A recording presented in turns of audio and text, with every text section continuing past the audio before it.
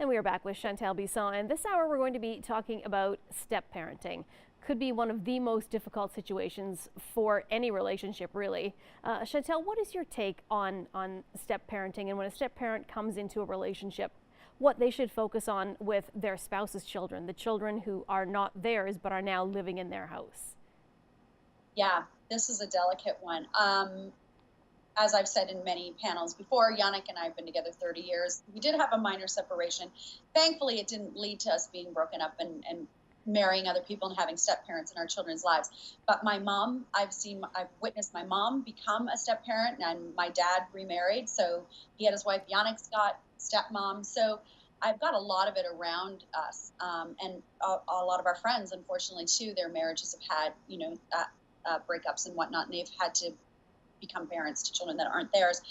It really, it's almost a lose-lose for everybody involved, because there's no leverage. Like when you're a parent to your own child that you gave birth to, it's already hard enough to get to know where's the discipline line, Right. what is too much, what's too authoritative, what's not, and then in comes this person who loves the partner, maybe, and probably really wants to be in love and be a benefit to the lives of these children that are not their blood children.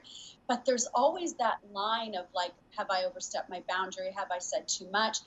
I think it all goes back to having the conversation with the new partner prior to becoming married and getting into that serious level of relationship with the person who has the children. Where do you see me? What role do you see me having in the lives of your children? What boundaries do you want to have so that I can then not overstep them? I think it's really, really about laying the groundwork for what you'll be comfortable with. And then the reality within even that is that you're not really going to know how you feel about something until you're in it. Like until your kid's yelling at you, swearing at you, calling you names. And then the step parent goes, hey, hold on, now you're out of line. And then all of a sudden you're like, don't talk to my son. So Right. a lot of people won't actually know until you're in it. I think that what a step parent needs to do, and it's probably not going to be very easy, is to stay back a little bit and ask for more involvement from the person who is the parent of the children.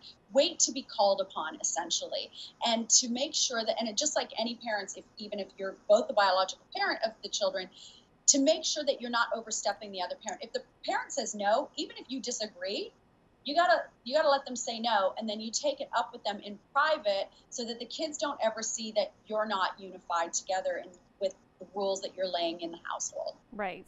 And now what about dealing with the ex-husband or the ex-wife in a step parenting situation? I mean, there can be all kinds of variables, obviously, with these situations, but what would you see as a general rule, especially if, when the kids are at your place and the ex is saying maybe one thing and the husband or wife is saying something else? What's your kind of rule of thumb, I guess, for dealing with that? I think my rule of thumb would be this. Remember, you're not the other parent. Remember, you're the step parent. You're not there to replace a mom. You're not there to replace a father. You're there as a support system to your new partner, and you're there as a support to the children. It's not your job to try to overrule either one of the biological parents in any given situation, whether you agree with it or not. You've got to remember that. You need to remember to step back, and I don't want to say know your place in a way that's negative, but like know your place in a way that's healthy for you, that's healthy for your marriage, that's healthy for the relationship with the ex. And then remember too is that the exes are always going to have that relationship that they have where there might be that friction, which might be the reason why they're not together anymore. And again, it's not your place to get in the middle of that. Allow them to have their own relationship. You have your own relationship with your partner, and then also be within your own relationship with the children. Try, as difficult as this may be, but to try not to become the monkey in the middle of the whole dynamic.